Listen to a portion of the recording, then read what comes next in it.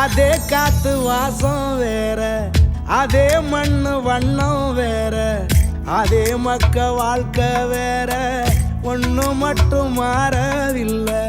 மத்த நாட்டு சுவையெல்லாமே ஒத்த வேலை உடைய போல, சுத்தமான நம்மூர் சுவையோ ஆத்தா தந்த உசுர போல.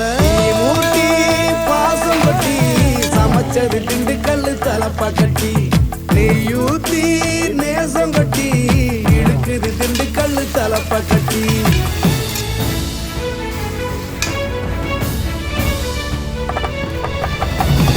ஊட்டி பாசம் கொட்டி சமைச்சது திண்டுக்கல்லு தலப்பா கட்டி, நெய்யூத்தி நேசம் கொட்டி படைச்சது திண்டுக்கல்லு தலப்பா கட்டி.